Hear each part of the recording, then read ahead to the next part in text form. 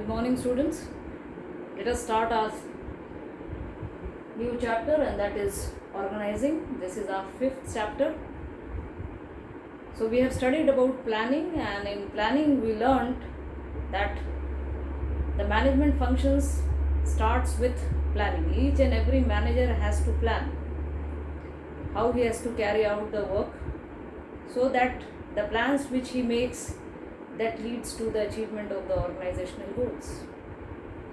After the planning is done, we see that if things they are decided what is to be done and how it is to be done, then the plan has to be translated into action. And that is what the organizing function does. So organizing is basically related with translating the plans to action. Translating plans to actions. Once the plans have been made, they have to be implemented. So for that, the second function, that is organizing, comes into existence. Before understanding the exact definition or knowing about the exact definition of organizing, let us first of all understand organizing in a layman's term. Now students, all of you are aware that organizing is something which is used in our day-to-day lives. Very often we keep on using this term. Organizing an event, organizing a seminar. At times we also compliment by saying to someone that your work is so organized. So what does it basically mean? Literally, if we talk in a layman's term, organizing is basically related with arranging the things, systematic arrangement of things in order. That is what is organizing. But in the management terms, how can that systematic arrangement be done of the things so that whatever plans have been made, that can be implemented in a proper manner to achieve the organizational goals? That is what is a part of organizing functions.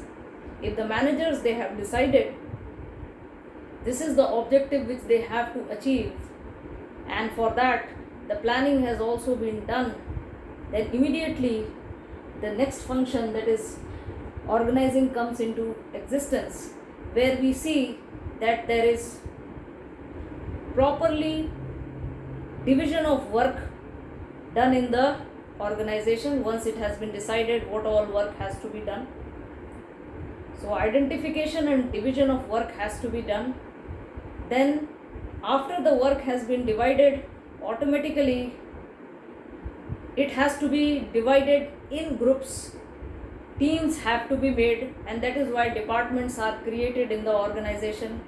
Then work has to be assigned to each and every individual who is working in different departments, so that he or she can be held accountable, can be held responsible towards the work which is being assigned in the organization for achieving the organizational goal.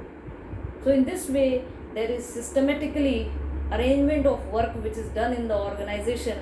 There is arrangement of resources, division of work, in order to see that the work is performed as per the plans and the objectives can be achieved in a proper manner.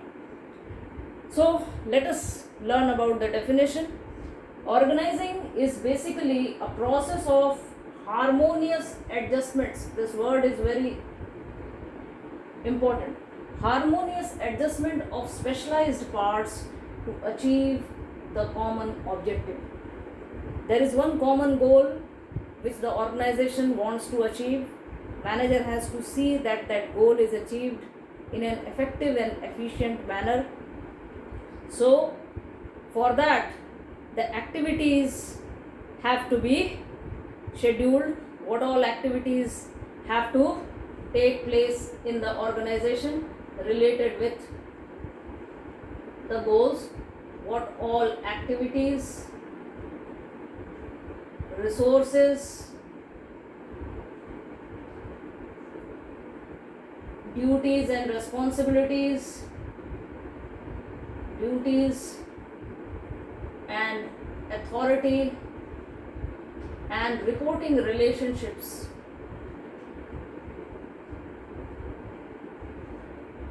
These have to be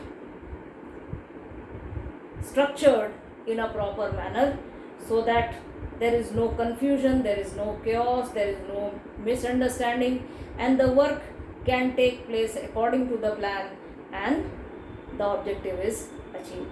That is why whenever the organizing function comes into existence in the organization, there is always an organization structure which has to be created, and this organizational structure defines the authority, responsibility, relationships. It creates the hierarchy, and that hierarchy lets the people working in the organization know from where they have to take orders, to whom they have to report, so that the work can be carried out properly towards the achievement of organizational goals. Now we are going to talk about the process of organizing, or we can say steps in the process of organizing. If the organization structure is created in the organization, the organizing function is performed, what are the steps which can lead to effective organizing in any organization? First of all, there should be identification and division of work. Once it has been planned what is to be done and how it is to be done, the next step immediately comes is that of identification of work, because that work will only lead to the achievement of the objectives. What all work has to be carried out in the organization for the achievement of organizational goals, that is what is identification of work. Once that work has been identified, then that work has to be divided in such a manner that there is no duplication or overlapping, you may say, of work. Also, it is to be seen that the work which is done, it is manageable. There is no overburden on anyone. If someone, division of work is to be done, keeping in mind these two things, that duplication, overlapping, wasteful activities, it should be avoided, and also there should not be any kind of overburdening to any individual who is assigned the work. Then only the work will be carried out in a proper manner. So in this way, the work has to be first of all identified, what all work has to be carried out, what all activities have to be carried out, and then it has to be divided into manageable units. If it is divided properly into manageable units, we will see that there will be smooth functioning of that work which is to be performed for achieving the goal. Then comes departmentalization. Departmentalization is a process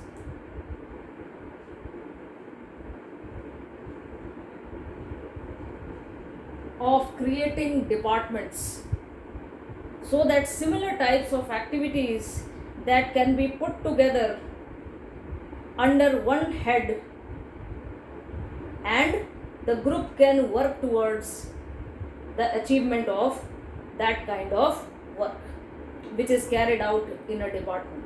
And this department, it can be process, it can be in the form of created in the form of functions, or in the form of department, in the form of products, or there can be geographical division. So departmentalization can be done in different ways according to the needs and requirements of the organization. But similar types of work that has to be put together in one departments, and the group will collectively work towards the achievement of that departmental objective under the head of the under the supervision of a departmental manager.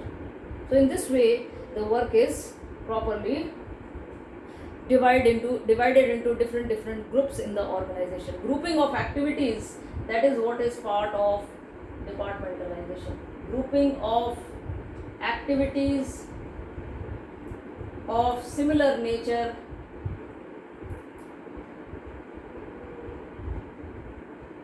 in one department, and that department may be created on the basis of functions, or it may be created on the basis of product, or it may be created on the basis of geographical division. Then after departmentalization, the third step which is involved in the process of organizing is assigning of duties. Once the departments have been created, there is need to see that the work is divided amongst the people, so that the people can be held responsible towards completion of that work. But if the duty is assigned, if the job is assigned to a person, always it should be kept in mind that assignment of job, that should be according to one's competency, ability, qualification, skill. That means one who suits the best towards completion of that work should be assigned that job according to his or her ability or competency. In this way, once the job is assigned, automatically the person knows he will have to perform this work every day, and once he keeps on performing that work every day, automatically assignment of proper duties lead to specialization of work, which is beneficial for the organization on the whole. Then we move on to establishing reporting relationships. Only assigning of duties is not enough. Also, there is need to see that through the organization structure, once the organization structure is created in the organization, each and every individual knows from where he has to take orders and whom he has to report. Take orders from, to whom to report. So reporting relationships also should be clear. That means superior subordinate relationship should be clear, so that a person after completion of the work can report to his superior and he can be held accountable for the non-accomplishment of any of his work assigned by his superior to his subordinate. That is only possible. So these are the 4 steps in the process of organizing, which helps in arranging of the various activities and resources properly in the organization to get work done towards achievement of the common goal. Now we are moving on to the next heading, and that is importance of organizing. Before discussing about the points, let me just put a statement before you. This statement says that if there is good organizing in an organization,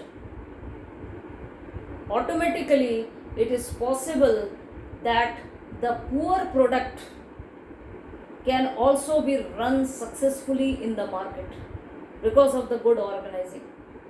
But if there is poor organizing, it can run out the good product also to the ground. That means it can run out the good product out of the market, and it can lead to immense loss to the organization. So with this statement, it can be very clearly understood what is the importance of organizing in any organization. Manager has to keep this in mind. If the organizing ability of the manager is not good, automatically the success of the organization is always at stake. So it is very important. Let us understand the importance or significance of organizing with the help of these points. Organizing leads to providing the benefits of specialization to the organization. Why? Because we have learned that in organizing function there is identification and division of work. Once there is division of work amongst the various individuals working in different departments in the organization, it is expected that the individual who is assigned a work is capable of performing that work to the best possible extent, and if he keeps on repeating that work again and again on the daily basis, he becomes the specialist, and in this way he provides specialization to the organization and the organization benefits. So because of division of work provides specialization.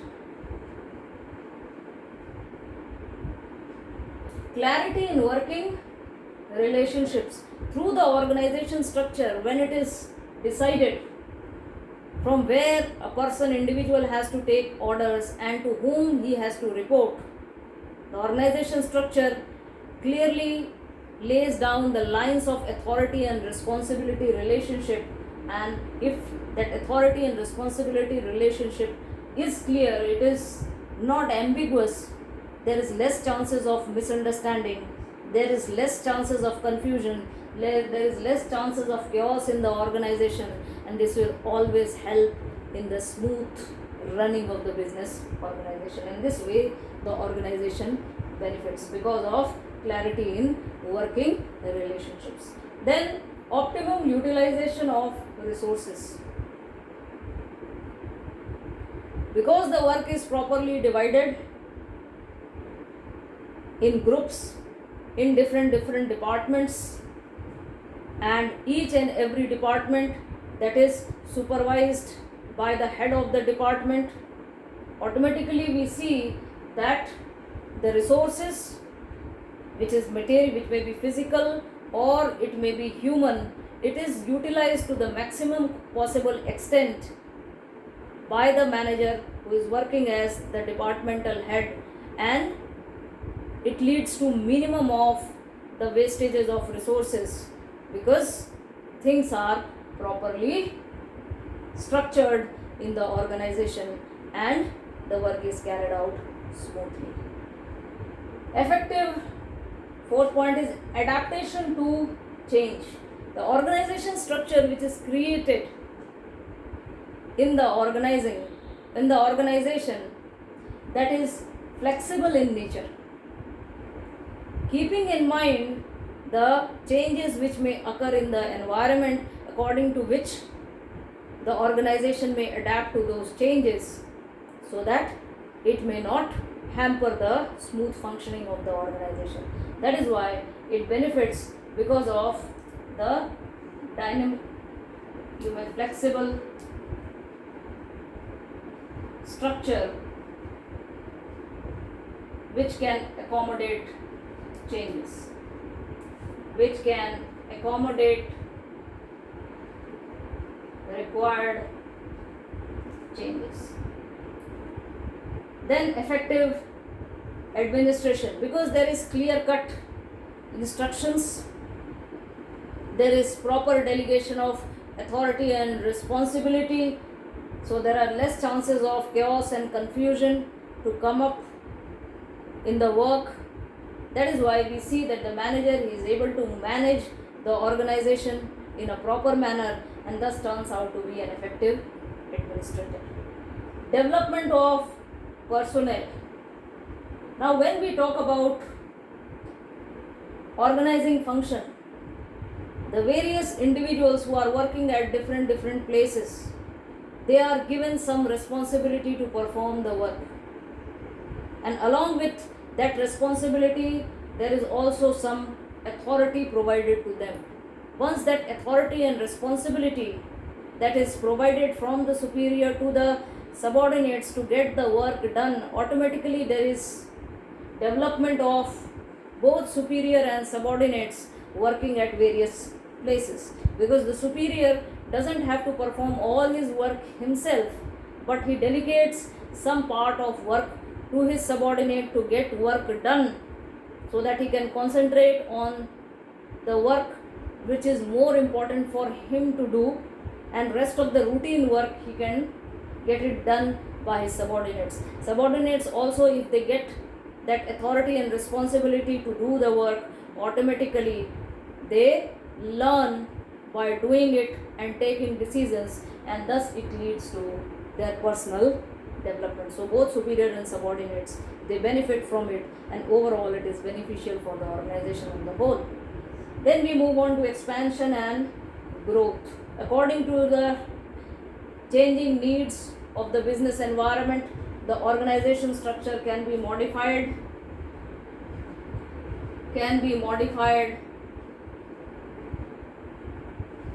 for meeting expansion requirements. It may be in terms of divisions, it may be in terms of departments, which may be created on the basis of functions, or it may be created on the basis of product line, or there may be geographical division if need be. And in this way we can see that there is always a possibility of accommodation of changes, and to suit according to the requirements of the business organization, and to suit according to the needs of the time, so that the business overall is not static but it is dynamic, and the future is always bright for any business organization. In this way we see that with the help of organizing function, always there is an effort made by the manager to lay emphasis upon the proper arrangement of the activities and resources, so that it can be utilized to the best possible extent, with the help of specialized workforce, with the help of proper authority and responsibility relationships, you may say fixed, with the help of you may say making that structure dynamic to accommodate to the changing requirements of the organization, and also helpful for the development of the personnel. And in this way automatically it leads to effective administration, growth and expansion of the organization in the long run. So with this we have completed this part of introduction. Then process of organizing and importance of organizing. Rest will be taking in our next class. Till then, thank you. Take care.